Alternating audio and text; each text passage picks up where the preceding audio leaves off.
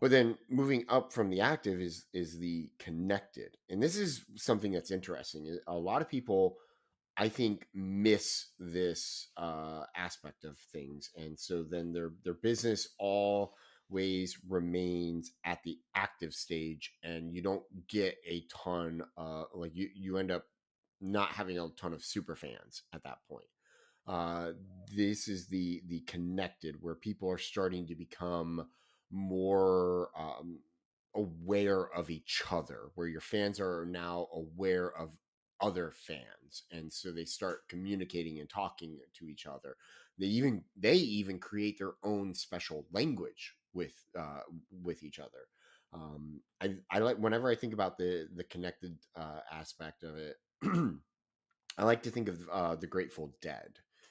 Seth Godin, another marketing genius, uh, loves to tell the story of the Grateful Dead, where what they did when they started is just going from small town to small town. They never really signed on with a major label. They didn't really distribute their stuff for a very long time. They just went from one town to another, playing their gigs and like selling their CDs that way, and or albums, because they've been around forever.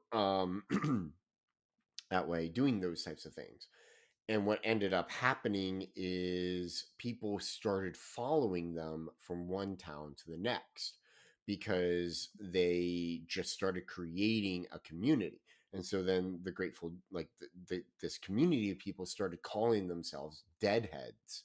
And it Wasn't was Tucker a deadhead? Tucker Carlson. Yes, yes, he was. Yeah, it's wild, isn't it? Like, you just don't, like, things you don't know about people. Um, so then, like, that's what I think about. It's they started, as soon as the band would tour, people would get together and tour with the band, but not really actually be a part of the band. I don't know if they still do that. I'm sure that there are still people who do, uh, but it was a big thing, and so that's kind of like building that connected community. Your fans are talking to each other. What do you think? Yes, that is a great example of connected to superfan right away. Yeah, yep. And then the final and the top of the pyramid is the super fans, and that's the people that we talk about, and what we're pointing out. And part of the reason why he talks, so why do you want a super fan? Why do you need to create super fans and stuff? And part of that is what he talks about it as, uh all you really need. And this was he was talking about this article, and I'm trying to remember who the guy wrote it, what his name was. It's a super famous article called "1,000 True Fans," and that's all you need to sustain your business. It and the guy, the article calls them true fans, but Pat Flynn calls them super fans. And the reason is that it falls. There we go. Here we go.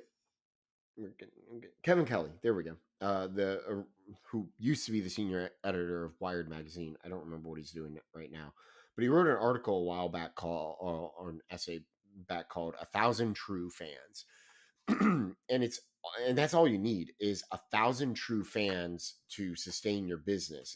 And for people like me who are starting, I'm just starting up a business, and I've been doing that for a little bit now, for the past year. And it's hard because I'm like, 1,000 feels very, uh like, it feels like a lot, but when you think about it, it really isn't, especially when you think about how many people actually end up viewing content and interacting with content online and stuff. Like, you can have things that have millions of views, and maybe only a couple thousand people who view that thing actually take action on it. So 1,000 true fans is really not a lot in the long run.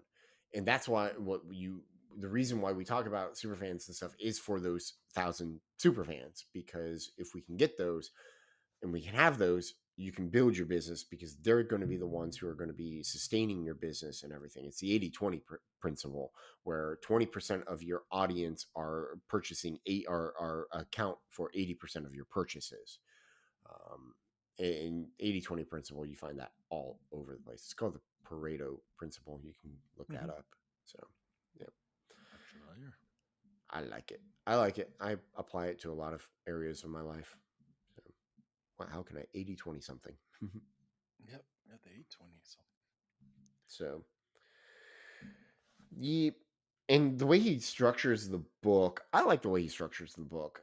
He doesn't really talk about the casual fan very much. He just mentions them, and he so the way he structures it is, how do you convert someone from a casual fan to an active audience member, an active community member, and then how do you convert active community member to the connected community, and then how do you convert the connected community over to the superfan status? And that's what he's talking. It goes through about, and he talks about lots of little strategies and things in here that I really enjoy. I think it's awesome. I love everything that he's bringing up, and I'm just like, ooh, I should be doing that. I should be doing this, and I'm not. So, oh, but you should be, and you could yes, be. I could That's be. the point. You could be applying the stuff in here, even in smaller scale. Yep, and that's what I'm trying to figure out and work on. So Yeah, I I'm like how the book is kind of when you read through it. You don't see this in the audiobook, but when you read through it, it's really a workbook. yes. So, and on top of that, if you get the book, there's a secret section that has a course on how to do it. Mm-hmm. That's part of like the just the resources. So Yep. it's a bonus, right? So get the book, have fun with us, and then go make millions and millions of super fans. My goal is like 500, but you know, you can make millions, and I'll be one of your super fans. Oh, I'm my goal is just 1,000. My goal is 1,000 in the next 5 or so years because it's going to take a while. It's actually kind of interesting. So, just to kind of give you the audience a little insight into my business and what I've been doing. Um, I've actually been kind of offline with the business for the last couple months because things have gotten really busy, that it's been difficult for me to actually make content for the for the social media stuff aspect of things. I have been working on new products. It's just been very slow going, so uh, I've been kind of holding off on that. Anyway, so I'm going to be starting up creating content and stuff again. By the Nice. time this comes out, you'll if you go to the page and stuff, you'll people will see. But anyway, By the time if this ever comes out, how many it episodes will do we have? come. We have a lot. I need to talk to a guy that I know. Anyway, uh, so where am I going? Oh yeah. Because I haven't posted anything. What was interesting is that a couple of people who were followers, semi fans of the content that I was putting out, they reached out to me and they're like, "Hey, where are Hmm. you? How have you been?" I'm like, "Oh, that's cool." Right? Wow. I don't even do that. Yeah. Nice. Well, because you see me every week. True. True. And you know when and you also know that when you don't hear from me, generally things are good. It's just I'm busy. Yep. Yep. I was actually about to send you out a message saying, What? don't forget about your friend Phil. And then right on my schedule, I saw Oh, you completely broke up on that. What happened? you. Oh, no. I was saying that I was just about to send a message. And just as I was about to reach out to you, I saw my schedule. You just scheduled something. I'm like, there it is. Love is in the air. Um, I'm sorry. All of this is probably like getting sent up, but like as we're recording this, all I'm receiving is like little robot voices. Oh, I no. can't hear it. There we go. I think I got you. Cool. Speak. I don't want to anymore. No, no, your You internet. It's oh you'll have no, to go something's back and going listen on. to it later. I'm sure it's It being says you're recorded great. good. There you are. You're caught up. All right. Wow, what happened? Is there anybody out there? Yeah, I hear That was him. so weird. For those of you who are listening, you like Phil's probably came in loud and clear for you. We use a recording thing called Zencaster, and it basically records the audio locally and then uploads it to the internet. So the idea, was, and this is really good. Like this is how you can get really good sound and good quality sound. So you're probably going to hear all of what Phil said. However, Twice. because yeah, twice. Because however, for me, I didn't hear any of it. So that's probably going to be sounds like a really weird section, unfortunately. Oh, there it is. Yeah, I'm sorry. I'm sorry, ladies and gentlemen. It's all right. I blame your internet. It's totally not my internet. I blame Elon Musk. So it's good you went there. I was about to go into my milkshake.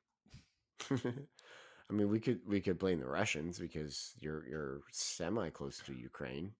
I blame the Russians for everything. Everything. If Biden doesn't win the election again, I'm going to blame them, the Russians.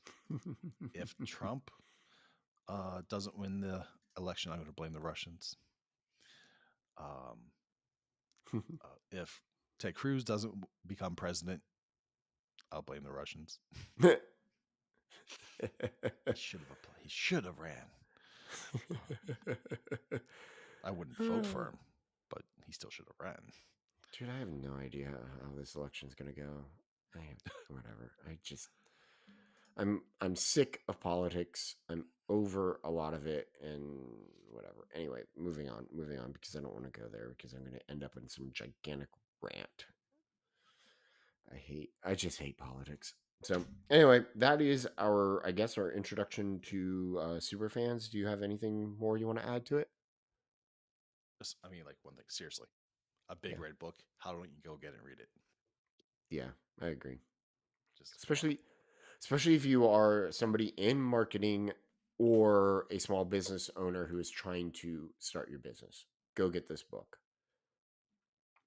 I kind of expected it to be I expected it to be good some good information. I did not expect to enjoy it as much as I am. So there you go. Yeah, this is my third time through it, so it's That's good. saying something. Like there's this one policy that I'm trying to implement in my reading that I think people like Tim Ferriss have implemented. It's don't read books that come out in the current year. So if there's a book that comes out in 2023, don't read that book um, because you don't know how much of an impact that book has on people's lives until like a couple of years later. So read books that are at least a couple years old and people keep recommending to you because you know that content is really good. What if you read all the books in the world already? I don't know. That would mean that you've already read the books that are coming out too. Because technically speaking, those books are in the world, they just haven't been released. Oh, oh, So, right. And then you could become an editor yeah. and read Yep. books that aren't out yet. Yeah. Or Yeah. you could become like a book talker and get early release copies of books. Oh, you could become a ghostwriter. Yeah. Ooh, that's special. How natural selection hasn't gotten rid of me yet. I don't know. It's a very good question. I'm wondering after that conversation. When I die and get to heaven, God, how come I didn't die earlier? Yeah, yeah. How did evolution make me God? I was like, you're my Joker in the deck. That's how. That's what happened. it's like, yeah, you're my random card, son. You're my random card. Look, here's a book for you. Go sit down. You have eternity to read it. That's yep. Say, don't let any more of those in.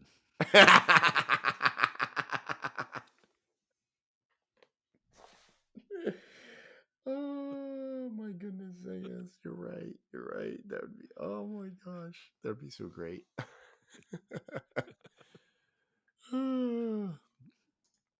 Oh man. All right, ladies and gentlemen, we're gonna call it.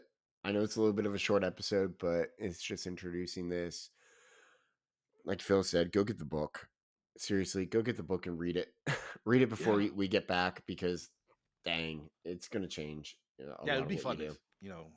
I would, I can't, we got to get caught up on these so that Mhm. we're kind of pushing these out pretty live Yeah. so that we can get real time questions, interaction with the guys that are coming Well, along with us and enjoying that.